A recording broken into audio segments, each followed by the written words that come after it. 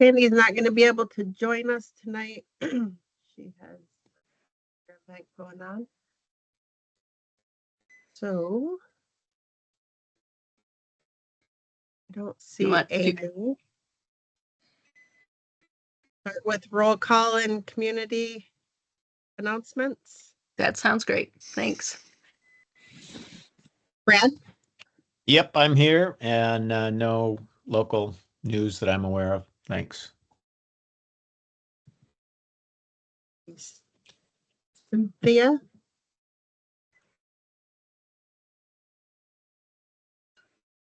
Cynthia, you're on. I see you now. Yep, I'm here. Bonnie?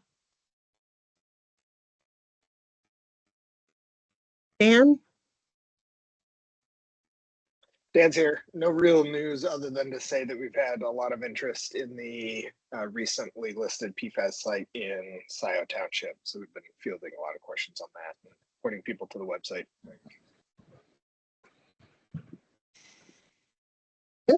John? Yes, sorry. Yep, I'm here. Not a lot of news other than I did a little digging into how PFAS is, in how the commissioners kind of get informed from PFAS, and there's not a lot of information there. The Ionia County website basically punts to the EPA, and then just kind of depends on the health officer. And the health officer, they're in the transition right now, so I'm not convinced we've got good visibility at the county level. The information at the EPA side, of course, is good, and what we've got, published as Eagle goes is just great. But I just want to just kind of bring that up. It just somehow, I don't know, it could be better connected in terms of information goes, is what I'm seeing. And that's it. Lois?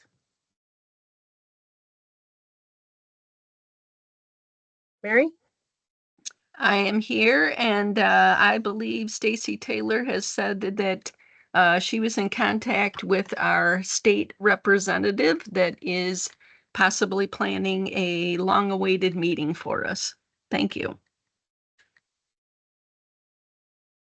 Rick? Here are no updates. Here, a couple of updates. One, we have this coming Sunday, we have our Detroit PFAS community event with no defense screening at 1:30 p.m. At the Solanas Casey Center on Mount Elliott Street in Detroit. I think I've sent stuff around. If anybody didn't get it and is interested, just message me. The other thing, this is kind of broader, but today was the date for the EPA to make its filing in the pending lawsuit to challenge the national PFAS drinking water standards. And the EPA did make a filing with the court today and asked for another 30 days in order to make the filing. So looks like we have another 30 days to wait to see what position the EPA is going to be taking in the Trump administration on those drinking water standards. And that's all I've got. Thanks. Thank you, Tony. Jason, he said he might be out today. See him. Bill? Also don't see. Lynn Knopf?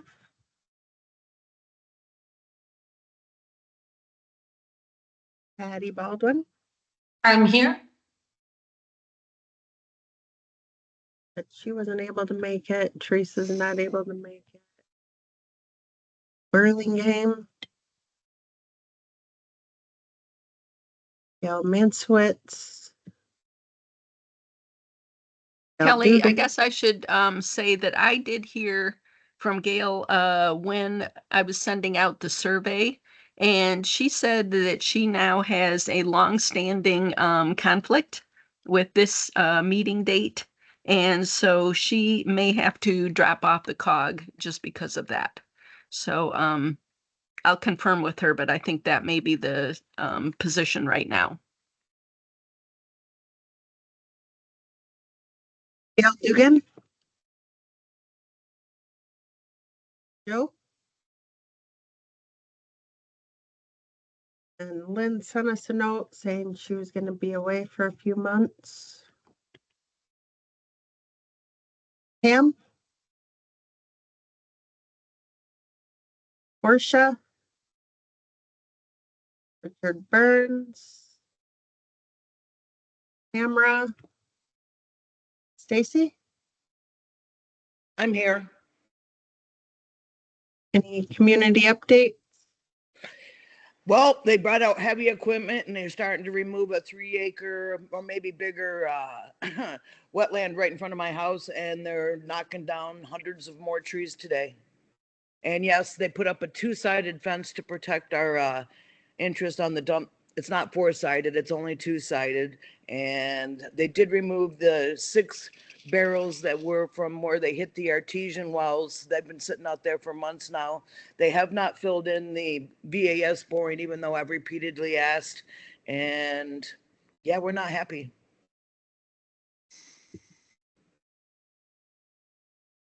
Hi, I'm here. Thank you. All right. We have Abby joining by phone. She's only here to, Abby, is that you?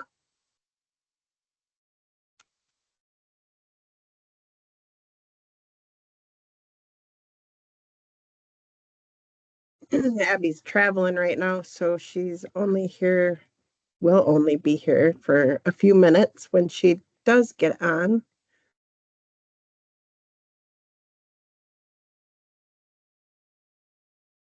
Amy, do you want to start the updates while we're waiting for Abby?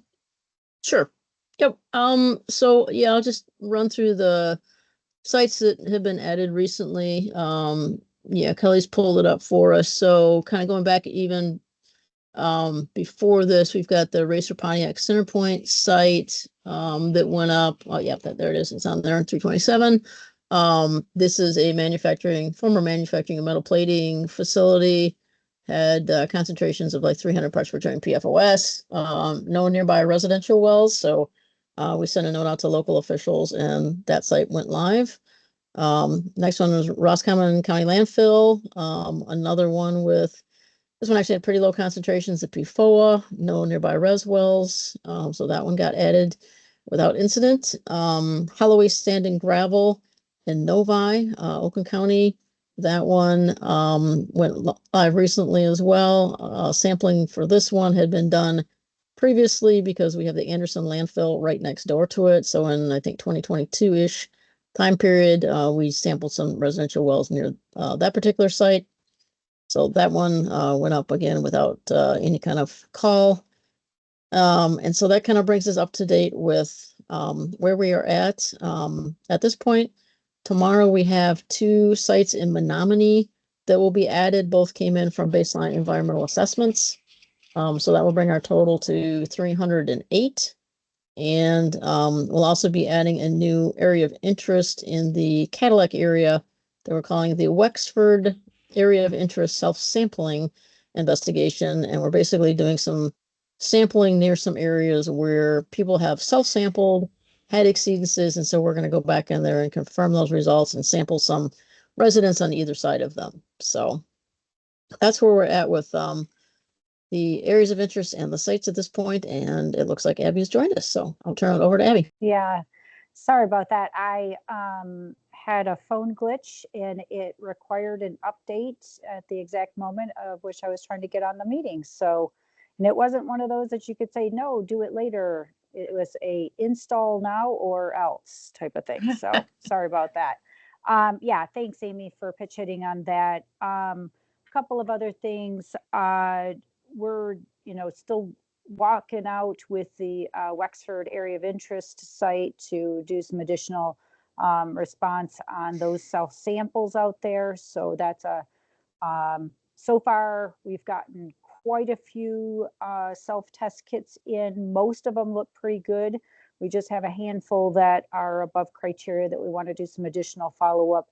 Still not looking like big sources, but we're going to check into them and see what we find. So stay tuned on that. Other thing I'll just flag for everybody, there's been some stuff out in the it's probably hitting the news today, but there's been some talk about Eagle requiring sampling for dredging for harbors and such. That information is out there, so we can share that with this group as well. We're putting together a guidance document to kind of help people through that, but we are, asking in areas where you do have PFAS sources that anybody who's doing dredging in those areas that they do test for PFAS. So it's not mandatory across all the different dredging projects, but about a third, a quarter of the dredging projects that the Army Corps does every year would need some PFAS testing. So trying to be pretty practical about that. And so if you hear anything on it, go ahead and you can give us a call, but that is an update there, and we can definitely put that in the chat for you too, because I know that was is becoming a hot topic for some reason. So so those are the big things. I don't think we've got any other large town halls that we're planning at this point, but there's a few things that are potentially in the developing stages that maybe sometime this summer we'll be having some other miscellaneous town halls. But I think those are the big updates. Unless, Amy, there's anything else you want me to cover?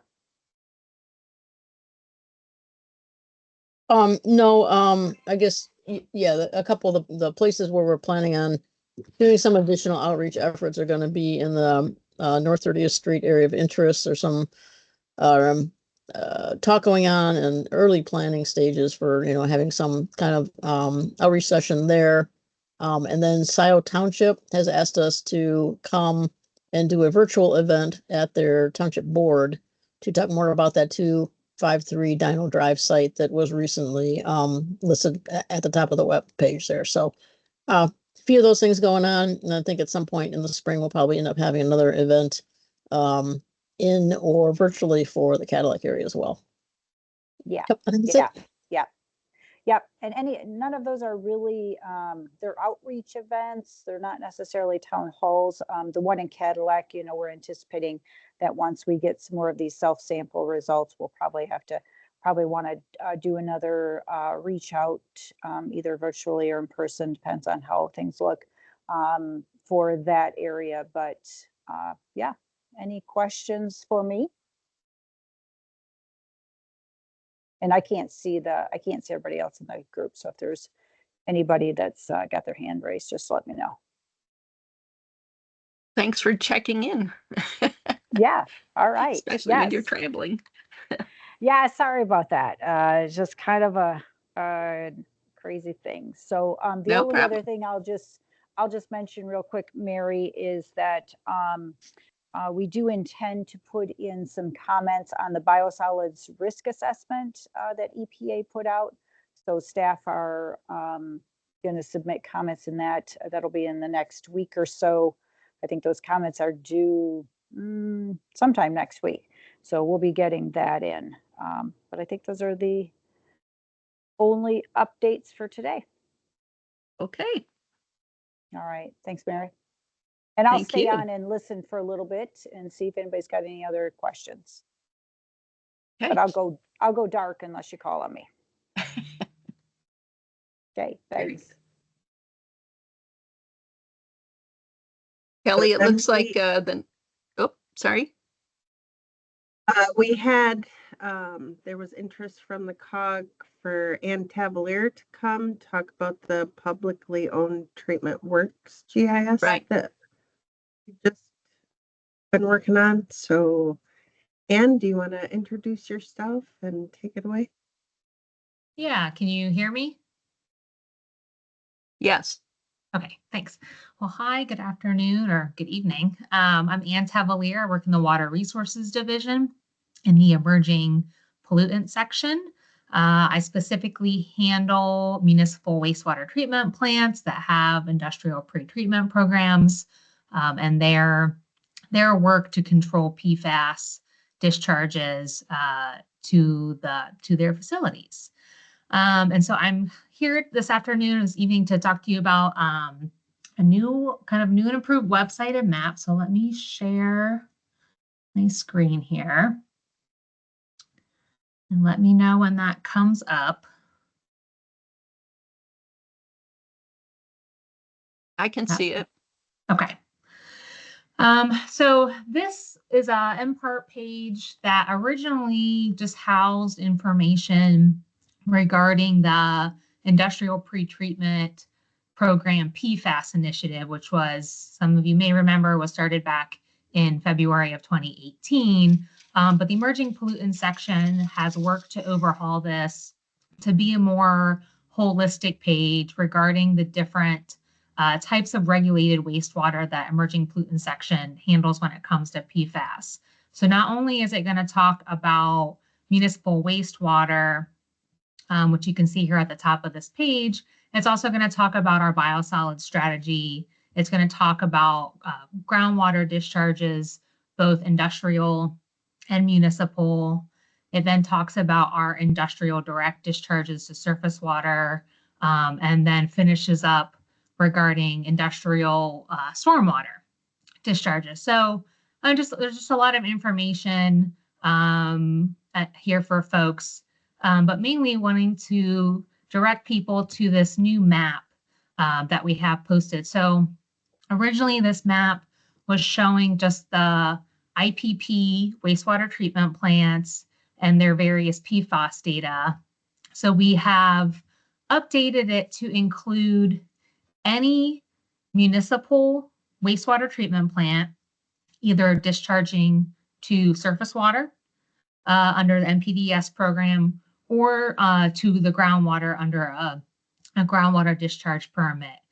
And so if they have one PFAS data point, they're on this map. If they have 5 years worth of PFAS data, they're on this map. And so we did this to try to be more transparent with the public, to let them know which of our facilities are sampling for PFAS and that have PFAS data. And this map can be updated in real time. And so while this, these dots used to list out the individual sampling dates for PFAS, we took that away because we found that it's a little too cumbersome as the analytes change of who's sampling what, as well as the different data. It was, we have plants here that have been sampling since 2018. And so try to display all that data in this little box was a little cumbersome. But what we've done is we've linked to MyEnviro, so where all of the PFAS data lives. So if you click on a wastewater treatment plant, it will direct you right to the MyEnviro documents page, where you're able to find all the PFAS data that has been submitted by that wastewater treatment plant. But you guys probably know that MyEnviro can be a little temperamental, and you may not be able to easily find what you're looking for. So we've also provided contact information for people that work in an emerging pollutant section. So if you are, wanting to find information about Lapeer wastewater treatment plant, you're not having an easy time locating it, you can reach out to Carla Davidson, who's my colleague, and here's her phone and email, and we can help you out. So just again, the different symbols, we've got triangles for the groundwater plants, circles for the MPDS plants, and then for the some groundwater plants and some MPDS plants, these little enhanced symbols are denoting if they have a 201 criteria exceedance. And so we're kind of denoting that here. We're still going through all the normal MPART site process when we have a 201 exceedance, but they're not going to do a web write-up like we've done in the past for these municipal wastewater treatment plants. But we'll still do all the notification process that we normally do for MPART sites. We met with the web subcommittee and talked this over when we were working out how to present this data. kind of got their buy-in. And also, again, just a plethora of information that people can see here in terms of different links about where you can find information about how we are regulating PFAS across various wastewater programs. There's also search instructions for how to find PFAS information in My Enviro.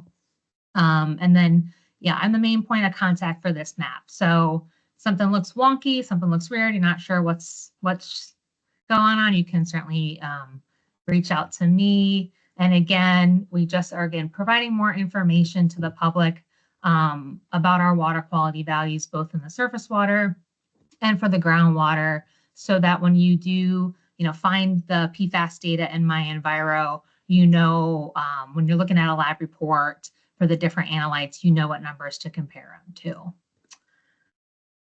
to. So any questions?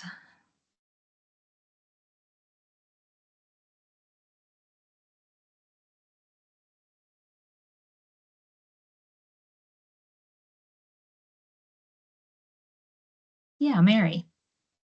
I was wondering, so this is all municipal, publicly owned. Where exactly again would we look for the similar information, but for privately owned wastewater treatment plants? So privately owned, like manufactured housing community? Yes, exactly. Yeah, so we don't sample those. They're not part of our municipal permitting strategy for those in terms of like campgrounds, manufactured housing communities, the MDOT rest areas. So we, at this time, have not conducted any sampling for PFAS at those facilities. We are undertaking a very large statewide study. This will be our third statewide study that we'll be doing this spring that is specifically going to look at those types of facilities to kind of get a better idea of how if PFAS is impacting those types of facilities that really are only seeing residential domestic wastewater. Okay. And so we'll be undergoing that this spring. Okay, great. We'll look forward to it. Thank you. Yeah. And thanks for coming in. Yeah, we'll be a busy spring, and yeah, we'll have to talk with an emerging pollutant section how we want to display that data, but we hopefully will be able to display not just our municipal wastewater treatment plants here that are publicly owned, but ideally we like to be able to display more of our industrial direct and industrial stormwater data. It's just a bit of a big data lift and time crunch for us to do this. But no question. So. But I do think it's important though, because looking at Cadillac and the fact that now there's suspicion that some of their PFAS numbers might be coming from septic systems and that for a manufactured home community, that's a whole lot of sites right on their one specific area. So that could be an influence. Right. And we do, and some of our publicly owned treatment works do take septage. When they have sampled their septage as part of PFAS source investigation. So we do have some data from various wastewater treatment plants regarding what they're finding in septage for PFAS, and it is certainly there. Okay. Thank you. Yeah. Anything else I can help folks with? Just to say thanks, Ann. I'm playing around with the website right now, and thanks for all the work on it. Yeah, no problem. Don't hesitate to reach out. Always taking feedback. So. Thank you, Ann. All right. Thanks, everybody. Have a good evening. So our next portion would be on the subcommittee updates. With the public notification meetings, we had started to meet, and unfortunately, Lynn was a big driver in that process, and she has run into some issues and is not going to be able to participate for a few months. I'm wondering if there are people on this call or other members who still would like to participate in the public notification subcommittee. That was one of our biggest subcommittees that had the strongest support at one time. It had dwindled off quite a bit, and just wondering if there's enough interest to keep it going. Maybe even maybe every other month instead of every month, but you know, I think there are members who still feel that public notification is a very valuable portion of the MPART and COG mission. And then the membership, we did not meet other than doing the in-person meeting survey. Brad, was there any website committee meeting? Yes, we did meet today. Didn't have a lot of new things to discuss. We did go over some of the things we'd been discussing and covered the changes to the GIS map that we talked about last month. We did also talk about the potential for the PFAS Awareness Week that was Rick's had brought out as a proposal last month, and we're possibly going to be talking about that, and I'll leave that to him to talk about if we get into the in-person meeting discussion. So, yeah, and pointed out the critical aspect of the updated to the GIS map that the linked information when you have a wastewater treatment plant like that, there's generally a ton of information and not necessarily being able to find the correct MyEnviro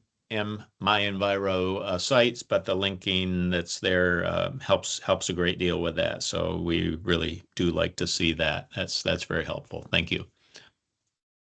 Thank you. Thanks to the website committee for continuing to meet. With the assisting communities and education, Sandy talked about this last month, and I guess we're still up in the air as to whether members are necessarily committed to it or even understanding what we were looking for. So I would be open to anybody who have comments or questions or any ideas regarding that committee.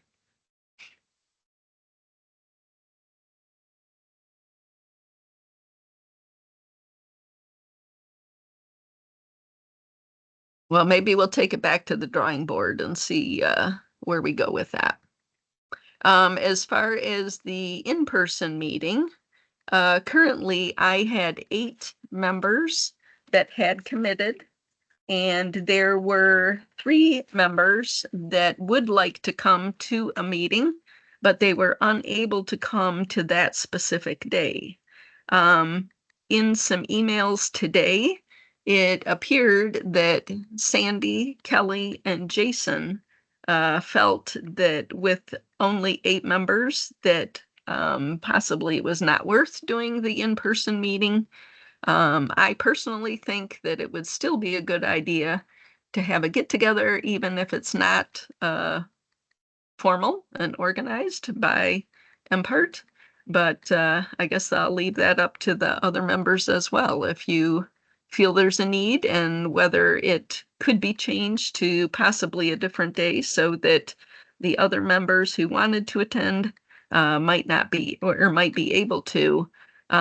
If anybody has a question on whether they are signed up to be on the committed list, I could read them off just in case somebody thinks that they had sent it and maybe I don't have it. But that would be up to the members. This is Dan. It might be good to check the list. Okay. Yeah, just to confirm who's there. But I guess in terms of the number,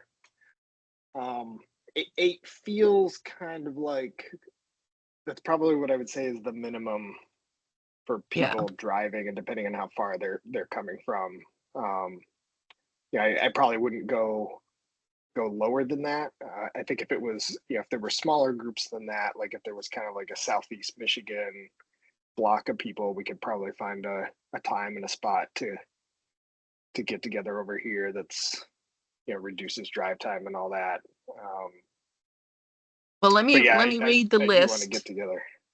and I'll tell you who's on the list and the 3 people that would like to come but cannot come that day. So we have Jason Legowski, Patty Baldwin, Brad Benman, Mary Blanchard, Rick Radisky, Daniel Brown, Stacy Taylor, and Lois Graham. Bill Barnett, John Brees, and Amy Stockman were the 3 that said that they would like to come but are unable to come that specific day.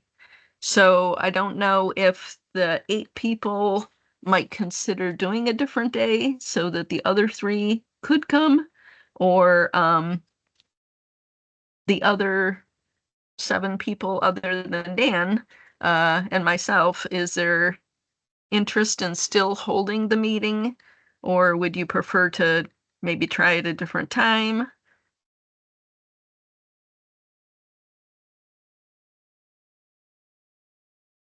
Patty?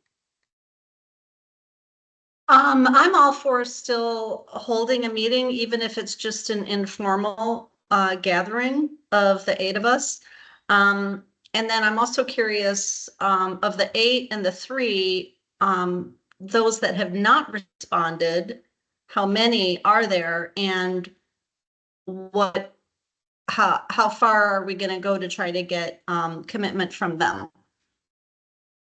Well, of the ones who did not respond, there is a group that actually does not attend the meetings on a regular basis. Some people might attend in a great while. Some people haven't attended in quite a long time. So it's hard to say whether, there's interest from them to come at all. But I'm in agreement with you that I think it still is worth getting together with, even if it's just 8, to, just meet and talk and see where we go from here.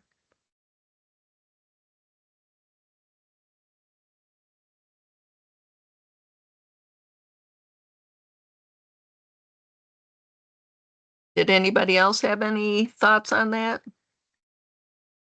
Yeah, I've got my hand raised, but Oh, sorry. I don't know, but see it's odd, but yeah, I'm interested in, even if it's 8. I think it's a good idea to have, and I would like to discuss the PFAS Awareness Week idea. I know Yeah, that's Rick, I'm sorry. I had responded. I thought it was a good idea to add you even to this agenda, but yeah, it didn't get put in. I was I'm not sure. I don't know why, Yeah. but yeah, but anyway, I think it's a good idea to it's a good topic to discuss, and I think having 8 people. I mean, if we have a committee to work on that, I mean, it's probably going to be a subset of those individuals. So I think it'd be a good idea to get together. And I'm just curious about the other 3. Did they have dates that they were interested in? I don't know what the other. They did not say anything specific other than Bill Barnett said that Tuesdays are a difficult day for him court-wise, that Mondays and Fridays are much better for him, but Mhm. I don't recall that John had any specific time. He just was unable to make it that specific day for a family issue. So, John, there you are. Yeah, that was it. I had a family medical thing I had to go Yeah. be a part of. But for us, that gets us to, if we're not doing it that week, then I'm kind of, my next week is I'm traveling to Nova Scotia for the summer, so I won't be available for an in-person thing for a while. Okay. Could you do a different day that week? I could probably do a Thursday or a Friday, I think. Let me just check for, oh, hang on.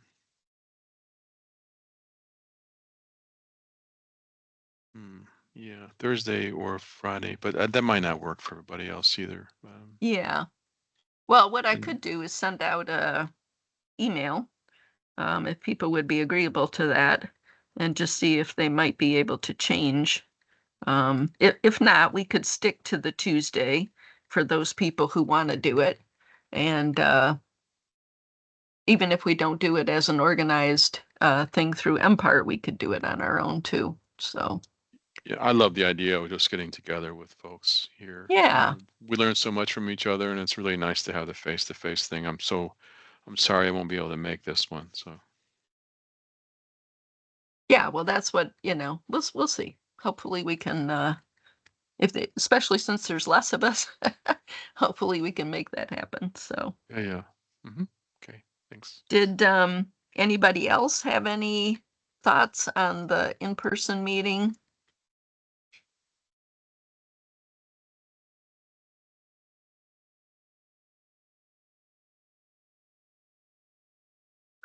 Is there anybody who had any thoughts on upcoming events or meetings that they would like to see the COG pursue in the future?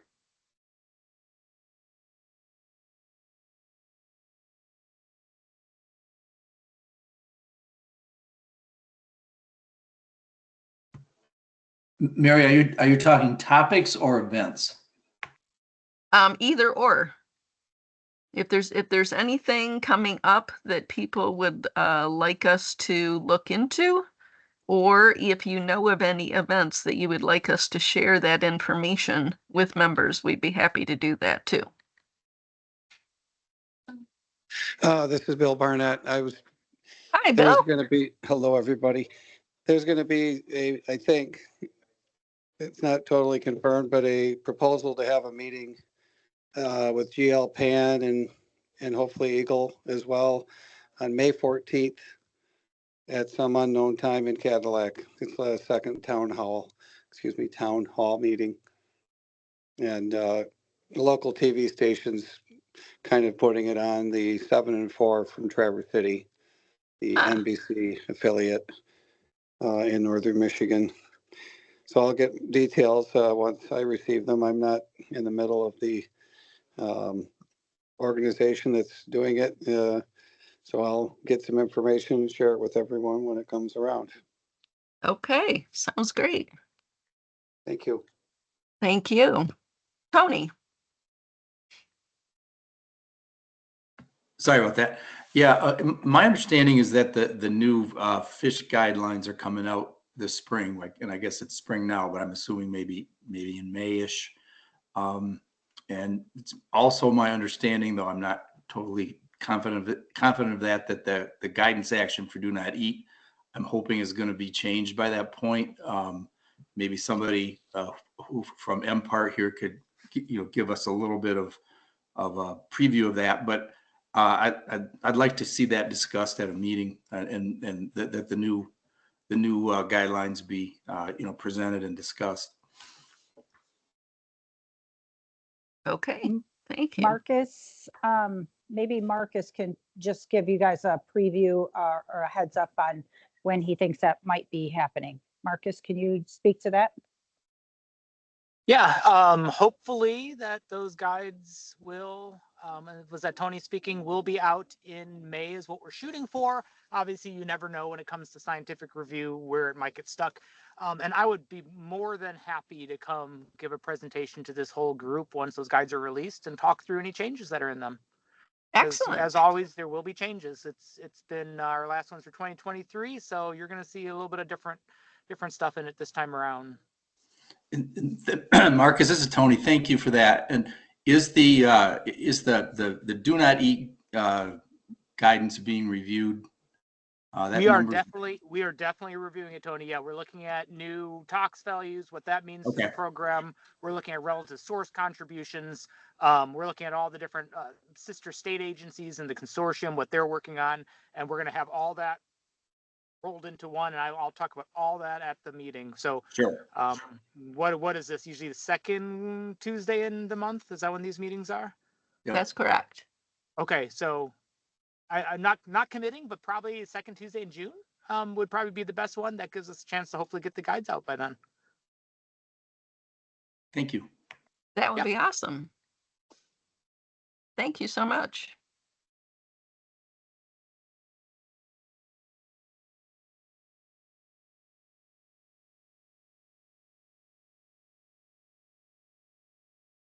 Was there anybody else who had any other thoughts on meeting topics or events?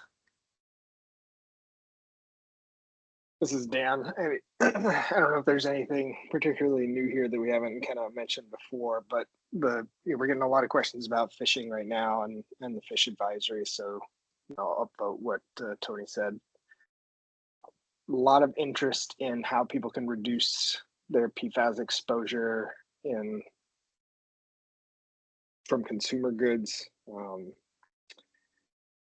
So any information that we have on that, how to reduce PFAS exposure through food, in agricultural products, produce,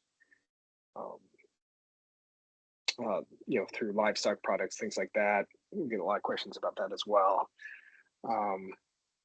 The broader point, of course, that everybody's asking for is like, how is the federal landscape changing? What effect, if any, is that going to have on state approaches, where the research is coming from that informs a lot of this stuff. So, how the shifting landscape of the federal administration is affecting things at the state level, I think is at top of mind for a lot of folks.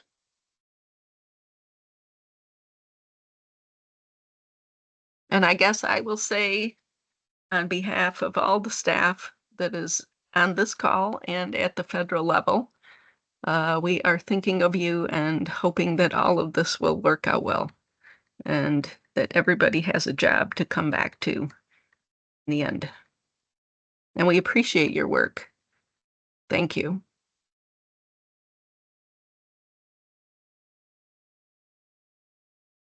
I don't see any other hands. Kelly, do you see any? I don't see any. Okay.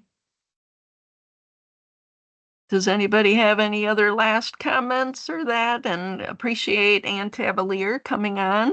And hopefully we can get Rick also added next month regarding his proposed PFAS week. Oh, Cynthia. Hi there. Can you guys hear me okay? Yes. Awesome. Thank you. I'm so sorry. I was flying into the meeting, so I wasn't able to give a community update, which is absolutely okay. But I wondered if there's anybody I could contact at Eagle that would be able to kind of help out with concerns I'm having. The neighborhood that I live in has been affected by PFAS, and they're looking to expand the neighborhood, which has me and quite a few other neighbors quite concerned with how that's going to disrupt the aquifers and what it could mean for those people that are moving into the neighborhood without that knowledge. Is there somebody from Eagle that I'd be able to contact? Maybe they're not on the call right now, but just in general.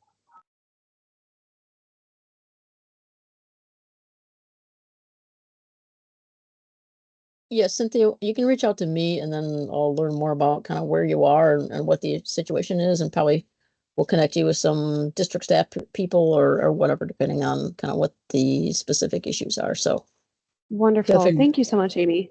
Sure.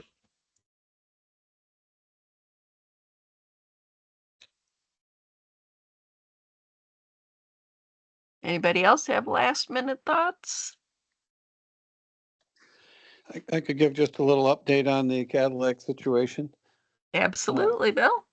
Thank you for all watching that and listening and helping, chiming in occasionally. And giving thoughts, especially Eagle, who's helped solve a 50-year lingering problem that I think has been here for that long. But the city has done 3 things since this started. They've actually started paying attention to this very closely now, but they provided bottled water. They've designed a street, one of 20 probably, though they're moving forward on that to the very high risk neighborhood.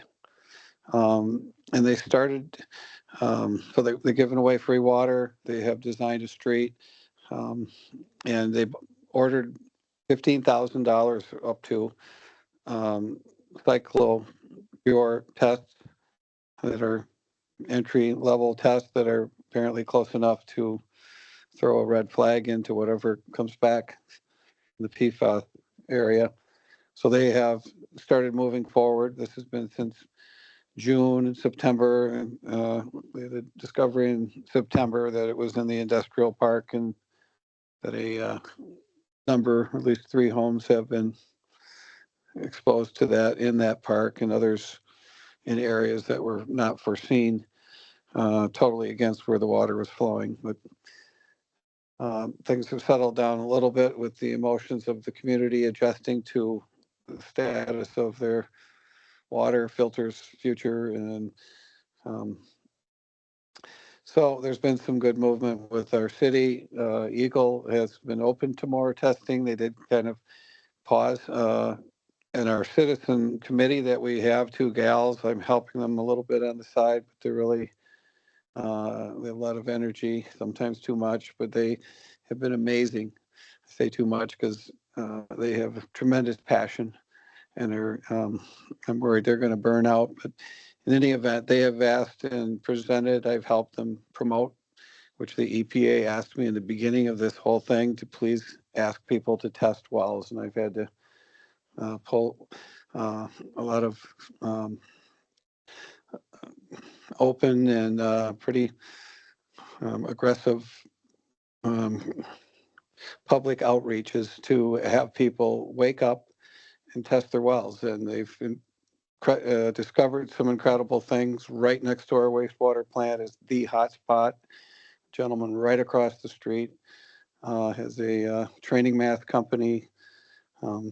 At one point he did. I'm not sure where the status is at this time, whether it's still there, but his business is there, and he had 20 basically on a PFOA, which for Cadillac is high. There was a farm 7 miles away, 5 miles, that had 32 just for one of the 2 chemicals, PFOS, I think, or PFOA. We're just having discoveries all over. And we're trying to develop a theory. We feel we can nail a source down. And the community has cooperated. Like, I have never heard of this before, but there's been so much testing and people agreeing to do it.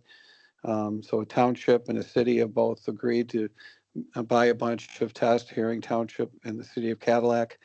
And they're plotting out areas that of concern, and much of it is near the Clam River, where our landfill put a bunch of leachate through our sewer department for 30 years, not knowing that PFAS was in there and how much was probably coming out into the river unfiltered. That's being determined as a hot spot. There's just a huge triangle right around it with high numbers. It's getting obvious, and to me, that's what's leaked over to the CTC. There's a horseshoe neighborhood right there. Baker College had it in their water. Another individual that lives between the YMCA and the CTC building. In any event, those things are all over by the Clam River discharge. The other portion is over by the 2 Superfund sites, and a lot of homes in a direction that we're never supposed to have water go that way have a lot of PFAS. The interesting thing is, across the lake, people with septics in their homes, they have no spill into their wells. It's only on the side with the industrial park. So that, to me, it doesn't rule it out, because anything could be the source of this.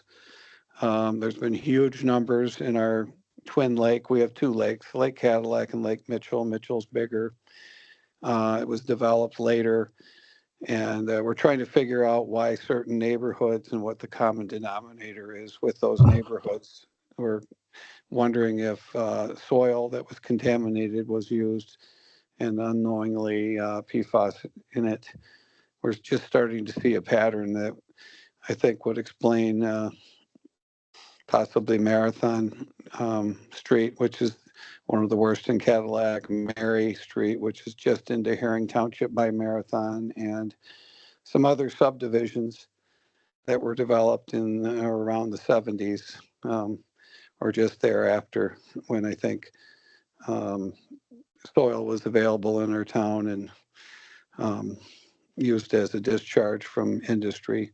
But we don't know. We don't know. It's not septics or is. I don't feel personally there's enough evidence for anything at this point, but we're getting closer, we feel, as citizens, to a source of the worst parts, and what a lot of this has come from, and what might be going into Lake Mitchell, ending up in Lake Cadillac, and also joining what's coming out of our sewer department, still coming out of our LDFA pipe to a degree.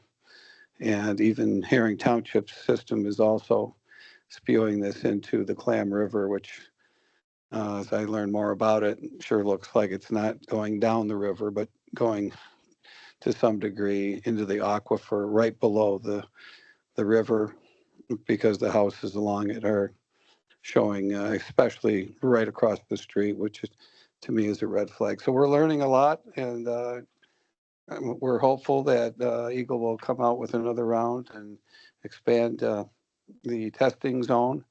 And I think the citizens have continued to test and really show some decent evidence and support to go further out. And we're also seeing the outer ridges where there's nothing. So that's been a good development as well. So with all that said, it's moving forward, and the teamwork continues.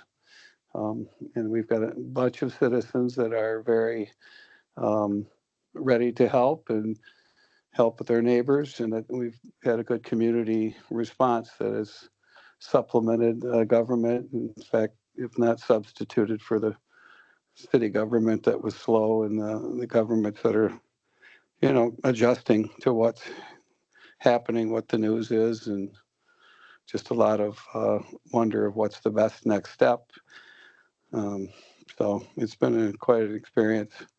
So I kind of stumbled into this whole thing in the beginning, and I think the city did make some mistakes, but there's been a positive about the whole thing, is that so many people have found out that their wells are tainted to a degree, and they either need filters or to be hooked up to a municipal system. So just wonder if other cities in the state have the same kind of industries, the plating factory and a couple others that are suspiciously possibly related, but we don't know.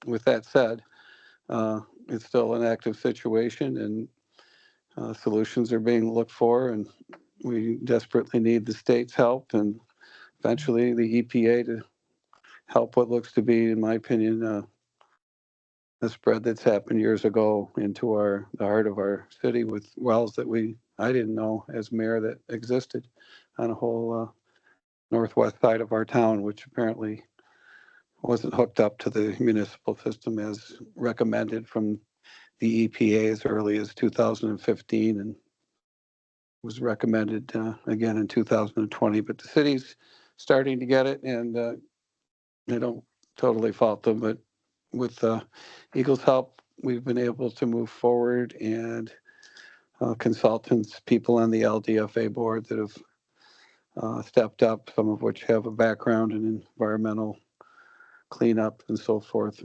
In any event, thanks everybody for your support, the staff, and hope to continue working forward and together. And I'm willing to fulfill any role that our community needs to assist, keep trying to help my fellow neighbor with information, and hopefully better peace of mind for some of the folks that are getting some pretty shocking news from one day to the next. Thank you. Thank you, Bill. Appreciate all your work on that. And I am going to Mexico tomorrow, and I'm sure someone could say that I shouldn't drink the water. And that's what I missed the first part of the meeting, and I apologize for that, but No problem. thanks, everybody. Thanks for tuning in. Thank you. Is it Joe Kang? Yes. Hi, Joe. Sorry, I couldn't come earlier, so I must have missed the discussion, but have we made a decision on in-person meeting next month? Well, unfortunately, it looks like there's only 8 people, and it appears that some people want to meet and other people think we probably shouldn't. So I'm going to Okay. send out a another letter to the COG and COG members and see what they want to do. Okay, thank you. You're welcome. Thank you. Thanks for tuning in. Thanks to everybody for tuning in. Anybody have any last minute things? Thanks everybody for tuning in, and thanks Anne for the presentation. And I guess we'll see everybody next month, hopefully. Thanks all. Take Thank care. you. Thank you. Thanks. Thank you, everybody. Bye.